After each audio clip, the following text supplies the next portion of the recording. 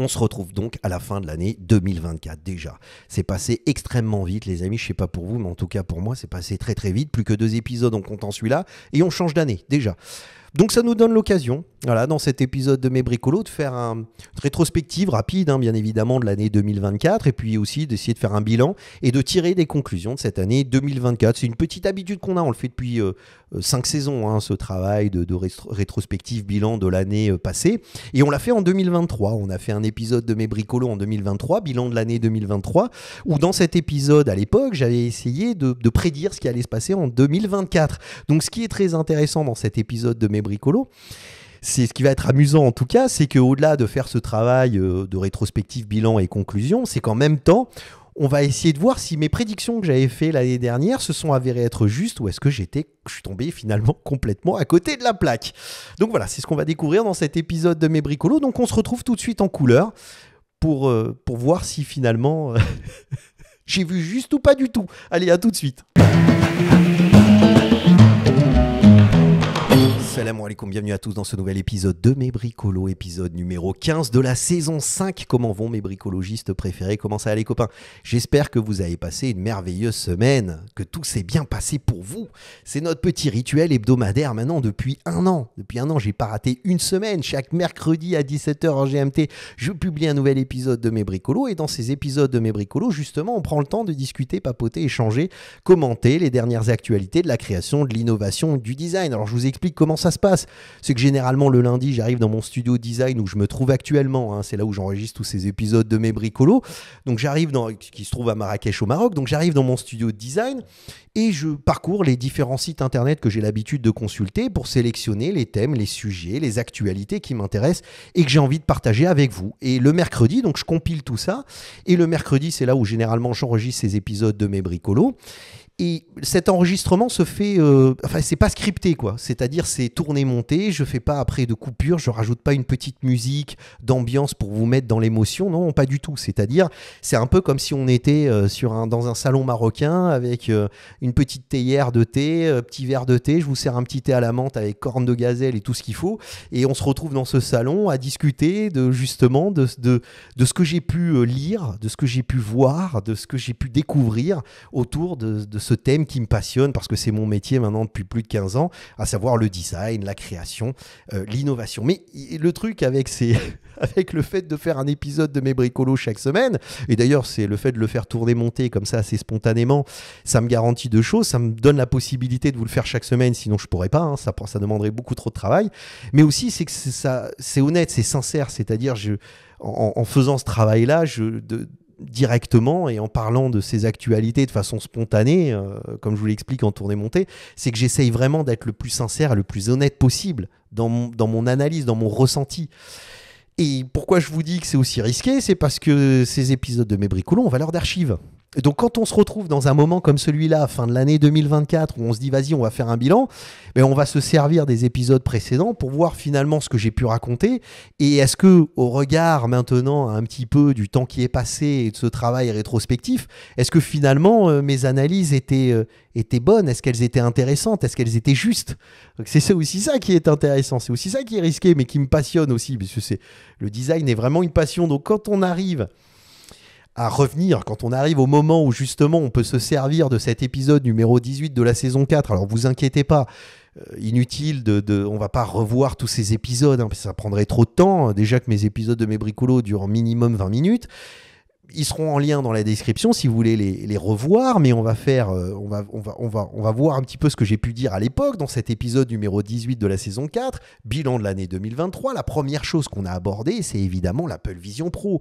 Apple Vision Pro qui avait été annoncé en juin 2023, où justement ils ont annoncé ce produit extraordinaire. C'était Tim Cook voulait que ce soit le nouveau produit d'Apple, celui qui va révolutionner la façon dont on interagit avec le monde virtuel, comme si vous voulez l'iPhone l'a pu être en 2007. Donc Tim Cook, ça lui tenait à cœur de présenter ce produit et de se positionner comme voilà, comme un dirigeant capable d'innover avec tout ce que ça comporte comme risque et comme challenge. Et ce qui est intéressant, c'est quand il a présenté ce produit, il nous a aussi dit que finalement, le produit allait être commercialisé fin 2023 et surtout début 2024. Donc en étant commercialisé en 2024, ce qui a été intéressant, c'est que j'ai pu le tester parce que évidemment c'est un produit qui a beaucoup fait parler en 2023, mais comme on l'attendait en 2024, grâce à Saphir qui vit aux États-Unis, qui se l'est procuré, quand il a voyagé au Maroc, comme c'est un ami et qui fait aussi ce travail, il est designer, il fait le même travail, donc si vous voulez, il est arrivé avec le produit, il m'a dit vas-y Younes, je te le passe, fais un épisode avec et dis-moi ce que t'en penses. Donc j'ai pu tester le produit et au-delà du fait de dire que voilà, vous pouvez aller le voir dans cet épisode numéro 30 de la saison 4. C'est un produit qui est extrêmement beau, extrêmement bien fini. Le travail, le travail de design produit est absolument incroyable. Mais quand on le met sur les yeux, alors c'est vrai que sur l'aspect immersif, c'est exceptionnel. Hein. On est au milieu du désert, on a l'impression de sentir le vent dans ses cheveux, on est au milieu de la neige sur une montagne. Et là, tout d'un coup, même sous la chaleur de Marrakech, on a des frissons parce on a cette sensation de froid, quoi, tellement le produit, enfin, on se sent immergé dans le monde qui nous est présenté, dans ce monde virtuel. Donc le produit est incroyable. Alors je ne vous parle même pas du eye tracking, l'œil qui nous permet de sélectionner les différents, avec le mouvement de l'œil, on peut sélectionner les différents menus, c'est exceptionnel. Mais une fois qu'on l'a porté pendant 30 minutes, 1 heure, alors déjà quand on enlève le casque, on a un temps d'ajustement parce que c'est tellement immersif que c'est assez déroutant, voire déstabilisant. Ça peut faire des petites migraines pour ceux qui n'ont pas l'habitude. Mais au-delà de ça, c'est-à-dire une fois que tu l'as porté pendant 30 minutes, 1 heure et que tu as dit waouh, c'est fabuleux, mais tu sais pas pourquoi tu vas le garder sur la tête parce que tu sais plus quoi faire avec ce produit. Il n'y a pas eu encore d'application, ou à l'époque où je l'ai essayé, il n'y avait pas d'application qui me permettait de dire ouais, je vais acheter ce produit, c'est incroyable, c'est extraordinaire. Et puis en plus, c'est très difficile de vous parler de l'expérience. Si vous allez voir cet épisode numéro 30 de la saison 4, vous pouvez essayer d'imaginer ce que j'ai ressenti, mais c'est impossible. Il faut le porter, il faut le visualiser. Donc c'est pas évident d'expliquer ce qu'on ressent et ce qu'on mais voilà, c'est très difficile de partager cette expérience de l'Apple Vision Pro. Quand je vous parle de l'iMac, on a fait un épisode sur le dernier iMac avec le processeur M4. Bon, je vous parle de puissance, je vous parle de rapidité, de design et tout. On peut facilement s'imaginer tout ça, mais l'Apple Vision Pro, on ne peut pas se l'imaginer. Donc tout ça a fait que, ça n'a pas été un produit qui a trouvé son public. Pas vraiment. Alors évidemment, quand on le voit sur la totalité des produits vendus dans cette gamme-là, à savoir cette catégorie-là de casques à réalité mixte, à réalité virtuelle, une fausse réalité augmentée, mais dans ce cadre-là, c'est vrai que c'est un produit qui a plutôt bien fonctionné, mais parce que c'est Apple. Mais sinon, si on fait un bilan réel de l'Apple Vision Pro et au regard de la capacité d'Apple à vendre des produits par rapport aux autres produits qu'ils peuvent vendre, hein, comme les iPhones, les iPads, les Apple Watch, les Mac, les iMac, etc. Mais on se rend compte que l'Apple Vision Pro n'a pas du tout fonctionné. Et c'est vrai qu'à l'époque, si vous revoyez cet épisode où je faisais le bilan de l'année 2023 et où j'essayais de prédire ce qui allait se passer en 2024, j'avais expliqué que j'étais très sceptique, mais en règle générale, sur les produits de casques à réalité mixte et à réalité virtuelle. Je tempérais autour des lunettes ou du casque à réalité augmentée, mais même si l'Apple Vision Pro, on peut parler d'une fausse réalité augmentée, puisque ce n'est pas une réalité augmentée comme peut l'être par exemple la dernière paire de lunettes Orion, mais qui est un prototype qui a été présenté par Facebook il y a quelques semaines. Voilà, à part si vraiment on arrive à faire un objet de réalité augmentée qui peut être commercialisé et qui coûte pas trop cher, les VR, les casques à réalité virtuelle, c'est pas vraiment un produit qui est facile à adopter. Et en fait, ce qui s'est passé, c'est que les articles, donc ça c'est un article de novembre 2024, et ils se rendent compte que ils ont vendu 500 000 exemplaires environ dans l'année, et que c'est loin, très très très loin d'être ce que Apple avait prévu, et qu'ils ont même arrêté la production. Et on se demande même s'ils vont sortir la version 2 de l'Apple Vision Pro. Donc voilà, ce qui est intéressant de voir, c'est que j'ai pu le tester. C'est un très beau produit qui est extraordinaire et je vous conseille de le tester. Mais de là à lâcher 3500 euros, voire même plus, parce que là c'est du dollar, mais en euros c'est bien plus et en dirhams, je vous raconte même pas. Je sais même pas s'il est disponible au Maroc, hein. Je suis même pas sûr. Mais de là à lâcher cette thune pour regarder des films en écran géant et après d'avoir mal au crâne au bout d'une heure, j'exagère un petit peu, mais bon. Alors, est-ce qu'on doit attendre une application? Est-ce qu'en 2025, on va avoir l'application qui va sortir sur ce casque et qui va nous donner envie de l'acheter et de l'utiliser? Je ne suis pas sûr. Maintenant, moi, je reste aujourd'hui, à l'heure actuelle, je reste convaincu que ces casques à réalité virtuelle, à réalité mixte, en tout cas à réalité virtuelle, il n'y a pas vraiment d'avenir avec ces produits, sauf pour les professionnels. Alors, c'est là où Apple Vision Pro avait joué un petit peu sur le côté pro, alors que bon, est-ce qu'on peut vraiment dire que c'est un produit professionnel alors qu'il n'y a pas beaucoup d'applications pro développées dessus? Voilà, c'est la question. En tout cas, ce qui est sûr, c'est que sur ce sujet-là, j'avais vu relativement juste, hein, plutôt juste. Et puis après, on est arrivé avec l'intelligence artificielle. Alors rappelez-vous, donc là, j'ai extrait un screenshot du moment où je parle de l'IP, donc je fais le bilan et j'essaye de faire le bilan de l'année 2023 et d'essayer de prédire ce qui va se passer en 2024, parce que j'avais expliqué qu'en 2024, la question, ça allait être l'intelligence artificielle, quel est l'objet, le produit qui allait incarner le mieux cette intelligence artificielle. Et en 2023, ils avaient présenté les concepts qui étaient donc l'iPin qu'on voit sur la vidéo, mais aussi le Rabbit R1 qui étaient des petits objets, des petits produits qui n'avaient pas forcément pris le même chemin, à savoir l'iPin, c'était sans écran avec un laser sur le creux de la main, donc une interaction vraiment très directe et très intuitive avec l'intelligence artificielle, alors que l'iPin, c'était plus classique avec justement un petit bouton, une petite molette qui nous permettait d'interagir directement avec l'intelligence artificielle. Et donc cette question de l'incarnation de l'intelligence artificielle était pour moi le sujet principal, le thème qui allait être le thème le plus important de cette année 2024. Et effectivement, on a pu avoir, donc là vous l'avez sur l'épisode numéro 34 de la saison 4, la commercialisation de l'iPin. Et finalement, l'objet n'a pas du tout fonctionné parce qu'il chauffe, parce qu'il n'est pas intuitif, il est très difficile d'utilisation. Lorsqu'on fait une requête et qu'on pose la question à l'intelligence artificielle, comme il doit communiquer avec l'extérieur, donc en plus ça coûtait très cher, mais communiquer avec l'extérieur pour aller appeler, faire un appel à une intelligence artificielle qui tourne sur serveur pour après être envoyé blablabla, enfin tout ça prenait énormément de temps. Donc on s'est retrouvé avec un objet lourd, cher, qui chauffe, qui draine la batterie en 30 minutes, donc il y a une autonomie de 30 minutes, 1 heure, et après il faut changer de batterie, enfin bon bref, tout un patafouin, bien que l'objet soit intéressant et plutôt bien réussi en termes de style et en termes de design produit, un objet pas du tout intuitif et qui a été même présenté par certains critiques comme l'objet le plus mauvais de 2024.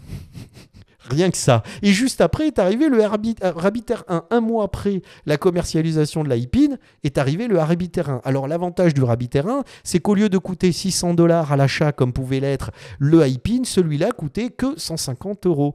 Donc on arrive avec un objet, plutôt coloré. Lui a parié sur le côté plus on va dire rassurant du bouton et de l'objet qu'on manipule plutôt que le laser qui se tape dans le paume de ta main et tout ça. Mais même problème, c'est-à-dire un objet qui est pas forcément facile à utiliser parce que lorsqu'on fait une requête, on attend très longtemps avant d'avoir la réponse. Et puis alors surtout plein de promesses pour cet objet qui avait fait vraiment le buzz en 2023. Et c'est vrai que autant l'iPin, j'étais un peu sceptique parce que le prix de 600 €, je me disais c'est dommage, surtout pour un petit objet comme ça, où on doit avoir un peu comme un assistant personnel, une communication directe avec l'intelligence artificielle. Peut-être que cet objet va à un coût beaucoup plus réduit, donc la possibilité de l'acheter, peut-être qu'il va nous permettre d'avoir ce petite intelligence artificielle de poche, si vous voulez.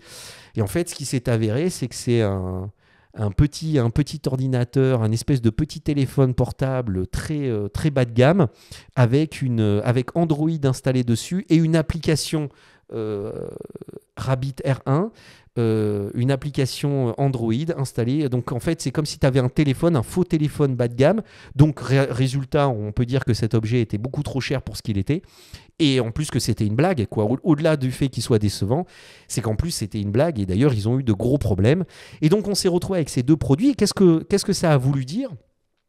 Ces échecs entre l'iPin et le Rabbit R1, c'est qu'en fait la question de l'intelligence artificielle était donc une vraie question, une vraie problématique, et qu'il y a eu plein de startups se sont développées pour justement essayer d'être les premiers à proposer un produit, un objet qui justement pouvait incarner cette intelligence artificielle, et beaucoup se sont plantés. C'est-à-dire aussi 2024, ça a été l'année un peu de la bulle IA qui s'est un petit peu dégonflée. Parce qu'après avoir été absolument fasciné par ces technologies en 2022-2023, on s'est retrouvé en 2024 plus avec une révolution, mais une incrémentation. C'est-à-dire, l'intelligence artificielle, ce n'était plus une révolution, mais voilà, on passait de ChatGPT 3.5 à 4, après à 4O, etc., à 4O1. Donc, c'était des itérations, des petites incrémentations. Et donc, ce travail, cette évolution est beaucoup moins importante, on n'est plus sur une révolution. Donc si vous voulez, les gens commencent à s'habituer, commencent à comprendre comment cette intelligence artificielle fonctionne, ils sont moins époustouflés par cette technologie, ils commencent à l'intégrer dans leur quotidien, donc ça c'est vrai. Et donc si vous voulez, voilà, tous ces objets et ces produits qui avaient pour but de capitaliser sur cette excitation de l'intelligence artificielle, comme la promesse n'était pas tenue, ils se sont effondrés. Mais ce qui est intéressant, et ça c'est ce que je présentais, c'est ce dont je parlais dans l'épisode numéro 8 de la saison 5, c'est que malgré tout, même si ce sont des produits qui ont été très frustrants parce qu'ils n'ont pas répondu à la promesse, ils ont bousculé un petit peu l'idée qu'on peut avoir si vous voulez, de la façon dont on communique avec si vous voulez, des produits comme un téléphone portable ou un ordinateur, et que tout d'un coup, ce questionnement autour de l'usage de ces produits, ces objets-là étaient une réponse un petit peu en marge. Donc ce sont des produits qu'il ne faut pas tout d'un coup balayer d'un coup de main en disant oui, c'est inintéressant, c'est des bides. Non. D'abord, il y a eu un gros travail de réflexion autour de ces produits-là. Les personnes qui ont travaillé dessus sont des personnes qui ont vraiment une très bonne connaissance, si vous voulez, de l'interaction du produit, des nouvelles technologies, et qui ont essayé vraiment d'apporter une réponse intelligente à travers les produits qu'ils ont proposés, à part pour le Rabbit R1 qui est plutôt, on va dire, un scam qu'autre chose. Mais si vous voulez, tous ces produits-là, ce qui est intéressant, c'est qu'ils ont questionné l'objet numérique qu'on manipule aujourd'hui, donc l'ordinateur portable et le téléphone portable. Et c'est là où on arrive à aussi une question, ou en tout cas une prédiction que j'avais fait, c'est qu'à l'époque, avait été annoncé en octobre 2023 les processeurs M3. Et on s'était rendu compte que dans les processeurs M3, ils avaient augmenté la capacité de ce qu'on appelle le Neural Engine, c'est-à-dire le Neural Engine, c'est-à-dire cette partie du processeur qui est dédiée à l'intelligence artificielle. Et j'avais expliqué dans cet épisode de Mes Bricolos que, en fait, la route que prenait Apple n'était pas d'essayer de développer un produit spécifique à l'intelligence artificielle, mais de produire une technologie qui puisse accueillir cette intelligence artificielle. Et ces processeurs M3 étaient déjà l'annonce de la volonté d'Apple d'intégrer une capacité de calcul permettant de faire tourner cette intelligence artificielle en natif, c'est-à-dire à l'intérieur des produits existants de la marque. Et pour le coup, là, c'est peut-être là où je suis le plus fier, c'est parce qu'à la WWDC 2024, c'est-à-dire en juin 2024, donc 6 mois après approximativement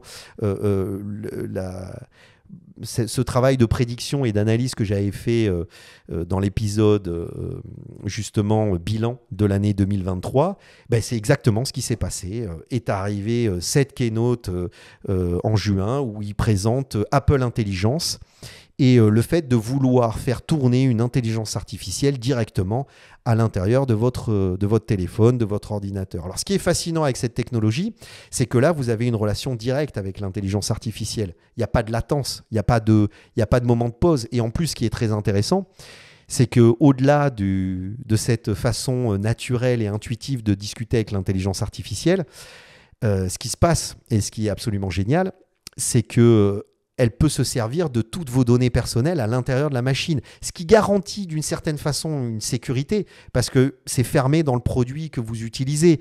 Au lieu d'être envoyé sur des serveurs qui peuvent analyser vos données personnelles, là, logiquement, même si je sais qu'il y en a derrière l'écran là, qui entendent ça, qui disent oui, enfin bon, pas forcément, parce que si vous voulez, Apple peut largement largement savoir ce qui s'y passe. C'est vrai, Apple, mais quand vous l'envoyez sur des serveurs, alors là, pour le coup, c'est autre chose. Donc là, le fait de le faire directement à l'intérieur de votre machine, vous garantissez une certaine sécurité, puis vous permettez à l'intelligence artificielle d'être encore plus, si vous voulez, encore plus... c'est plus facile pour elle de vous donner des réponses qui vous sont personnalisées, parce qu'elle connaît tout sur vous.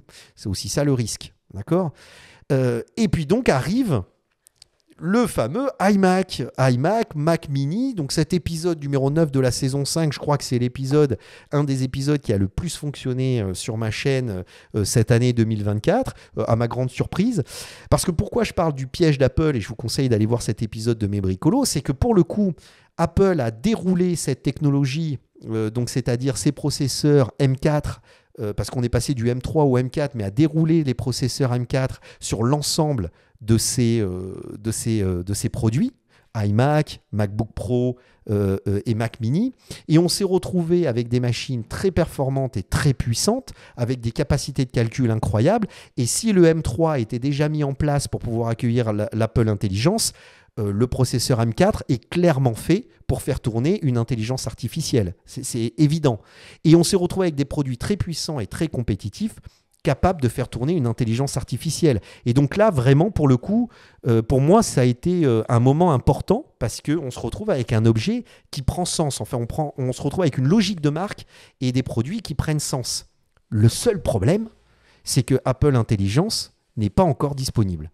Et ça, c'est quand même assez incroyable, parce qu'on est là en train de parler d'Apple Intelligence et de tout ça, et on se retrouve avec, si vous voulez, des produits qui sont incroyables, époustouflants, qui permettent d'accueillir l'intelligence artificielle, mais Apple n'a pas encore rendu public une version complète de cette intelligence artificielle. Pourquoi ? Je ne sais pas. Est-ce que le développement, les versions bêta sont prometteuses mais pas suffisamment abouties ? Je ne sais pas. Je ne peux pas vous dire, mais voilà, moi, c'est ce que je vais attendre pour 2025, parce que là, pour le coup, c'est assez stupéfiant. Donc, attendons de voir. Mais ce qui est intéressant, c'est que là, pour le coup, de mes prédictions pour 2024 et de l'incarnation de cette intelligence artificielle, même si je peux dire que finalement, ce n'est pas le produit qui était important pour l'intelligence artificielle, que c'était plus la technologie qui allait permettre de faire tourner cette intelligence artificielle qui était importante. J'avais pressenti un peu ça et je ne m'étais pas vraiment trompé sur le fait de dire, voilà, Apple nous prépare quelque chose d'important, parce qu'Apple a pour objectif d'intégrer cette intelligence artificielle directement dans leur machine. Et puis après, on arrive sur un sujet qui est plus subtil, c'est-à-dire un sujet dont j'avais parlé déjà en 2023, mais en 2022, c'est la problématique des voitures électriques et de l'adoption des voitures électriques. Et en 2023, on s'était rendu compte que, si vous voulez, ça coûtait très cher de développer, de mettre en place une chaîne de production qui allait intégrer justement le développement de véhicules à moteur électrique. Bon, il y avait plein de choses, il faut aller voir ces épisodes de Mes Bricolos, dont un qui avait bien fonctionné en 2023. Mais ce que je disais à l'époque, écoutez bien, etc. Je veux dire, une dictature sanitaire très importante, et on y revient. On se rend compte qu'elle n'a pas été efficace, qu'on a obligé les individus à faire certaines choses et qu'on se rend compte aujourd'hui qu'elles n'étaient pas bénéfiques. Et même au contraire, qu'elles ont été néfastes. Là, je vous en parle. Donc aujourd'hui, quand un gouvernement dit il faut passer au tout électrique parce qu'il y a un problème climatique, il est totalement légitime. Il faut arrêter de taper sur la tronche du consommateur en disant c'est de sa faute, et il est totalement légitime qu'il soit sceptique et qu'il se dise attendez les gars, est-ce qu'on n'est pas encore en train de me prendre pour quelqu'un qui va simplement mettre la main au portefeuille et qui va payer là où on lui dit de dépenser son argent. Exactement. Il a quand même la liberté de décider ce qu'il va acheter ou ce qu'il ne va pas acheter en fonction de ses convictions. Et s'il ne consomme pas ce que vous lui demandez de consommer, finalement, c'est peut-être aussi une façon de dire qu'il n'adhère pas à ces politiques qui sont imposées par les dirigeants. Alors, c'est pas partout. Au Maroc, ça se passe pas de la même façon. Même le Covid n'a pas été géré de la même façon. Et d'ailleurs, je vous laisse ce passage parce que c'est intéressant. C'était plutôt agréable de vivre au Maroc pendant cette période difficile, même si on a souffert, nous aussi, de la situation du Covid. Mais j'estime, moi, dans le quotidien, en le comparant avec des amis qui étaient en France, que ça a été... je ne sais pas si je peux dire mieux géré, mais en tout cas, ça a été moins contraignant. Voilà, objectivement moins contraignant. Et on se retrouve dans la même situation par rapport à tout le reste. C'est-à-dire, il y a un espèce d'acharnement sur le consommateur final qui fait qu'aujourd'hui, il est fatigué qu'on lui dise ce qu'il doit faire et la façon dont il doit le faire. Et d'ailleurs, vous le voyez, par exemple, si vous remarquez aujourd'hui, tout ce travail, alors je ne peux même pas dire le mot, quand vous décidez de ne pas acheter, je ne peux pas dire le mot parce que sinon... Et c'est ça qui est intéressant parce qu'à l'époque, je voulais laisser quand même en entier, mais ça vaut le coup parce que ce qui est intéressant, c'est de se rendre compte qu'à l'époque, on parlait déjà de ça et on se retrouve aujourd'hui avec le désastre. Alors ça, c'est une vidéo, je la mettrai, une vidéo YouTube d'une chaîne qui justement est plus basée sur une analyse économique et le désastre de ce qui se passe en ce moment en Europe avec les marques historiques européennes, Mercedes, bien sûr le groupe Stellantis, Volkswagen et tout ça, qui s'effondrent, les ventes s'effondrent parce que justement, y a plein de choses qui se sont passées en 2024 et ça ne fait que confirmer déjà ce sentiment qu'on avait en 2023 avec le passage au tout électrique, et ils y reviennent parce qu'ils se rendent compte que c'est très compliqué de mettre en place une ligne de production et que ça coûte très cher, et que c'est surtout que le consommateur, c'est ce que je vous expliquais dans l'épisode de l'année dernière, le consommateur, il n'est pas docile, quoi. C'est-à-dire, au bout d'un moment, avec tout ce qui s'est passé dernièrement, il remet en question ces espèces de directives qu'on lui impose. Dont il n'adhère pas forcément. Et il se rend compte qu'aujourd'hui, ses choix et la façon dont il va consommer est d'une certaine façon à une action de revendication. J'adhère à ce que vous me racontez ou je n'adhère pas à ce que vous racontez. Et c'est vrai qu'il y a eu pas mal d'épisodes de Mes Bricolos courant 2024 et beaucoup plus que dans les saisons précédentes où justement, on se rend compte que voilà, le consommateur consomme avec cette idée de montrer et de revendiquer. Il y a une action, enfin, il y a une direction, il y a une revendication dans sa façon de consommer. Et on se retrouve avec cet épisode de Mes Bricolos qui a beaucoup intrigué, qui a beaucoup plu et qui a aussi plutôt bien marché sur ma chaîne, relativement, parce que moi je n'ai pas une chaîne à 100 000 abonnés, mais en tout cas dans le cadre de ces épisodes de Mes Bricolos a plutôt bien marché, avec c'est quoi ce délire avec Jaguar, avec ce positionnement de marque, cette identité de marque et ce véhicule qui a été présenté. Et on se retrouve encore avec ce même problème, mais qui prend beaucoup plus d'ampleur. C'est-à-dire autant à l'époque, North Face, on a entendu parler de Target, North Face, on avait aussi entendu parler de Bud Light, mais c'était surtout aux États-Unis, et puis un petit peu en Europe, etc. Mais voilà, de façon mesurée. Mais aujourd'hui, il y a eu les Jeux Olympiques et puis on s'est retrouvé avec Jaguar, pour le coup, qui est un sujet donc là qui m'intéresse parce qu'on est sur de l'identité de marque, du positionnement de marque et du design produit, design transport avec le véhicule qui a été présenté. Et on se retrouve face au même souci, à ce problème-là, mais qui est démultiplié par rapport aux autres saisons. Là, vraiment, on se rend compte que le consommateur, justement, lui, se positionne dans son acte d'achat et ne vient pas dépenser parce qu'on lui dit qu'il faut dépenser et que c'est comme ça qu'il faut faire parce que c'est bien, parce que si tu n'achètes pas, et tu n'achètes pas ce produit, c'est quand même ce qu'a dit le président de Jaguar Land Rover. Il a dit, si tu n'achètes pas mon produit, c'est que tu es contre moi. Et qu'à ce moment-là, on va te punir, quoi. Mais c'est un truc de dingue. On arrive dans une situation qui est incroyable. Donc voilà, petit épisode bilan et conclusion de l'année rétrospective de l'année 2024. Donc je ne me suis pas trop trompé finalement. C'est-à-dire que ce qui est intéressant quand on revoit ça, c'est que mes prédictions de l'année 2024, où je parlais justement de ce questionnement dans l'acte d'achat, où je parlais de l'intelligence artificielle et de l'incarnation de l'intelligence artificielle en déjà... je sentais déjà l'envie d'Apple d'intégrer cette intelligence artificielle en natif. Et puis l'Apple Vision Pro, voilà, moi, ça, c'est quelque chose pour lequel j'ai toujours été sceptique. Et c'est pas un produit qui va dans le sens, si vous voulez, de la logique de consommation, puisqu'il y a besoin d'un retour au réel, d'authenticité et de vérité. Et je pense que voilà, c'est ce qui va se passer aussi en 2025, avec beaucoup plus d'ampleur et beaucoup plus d'importance. Et c'est le travail qu'on va faire dans l'épisode suivant, là, l'épisode de la semaine prochaine de Mes Bricolos, où justement on va prendre le temps de faire ce travail de prédiction, parce que je l'avais fait dans l'épisode de l'année dernière, mais c'est un épisode qui avait fait 45 minutes. Donc là, on va s'arrêter là. Je vais vous laisser avec des épisodes qui vont s'ouvrir à droite et à gauche, justement, épisode bilan de l'année dernière, si vous voulez aller le voir. Et comme ça, on se retrouve la semaine prochaine pour faire les prédictions de l'année 2025. Allez, sur ce, je vous souhaite de bonnes fêtes de fin d'année, et puis on se retrouve, nous, la semaine prochaine. Slama à tous et à la semaine prochaine. Bye.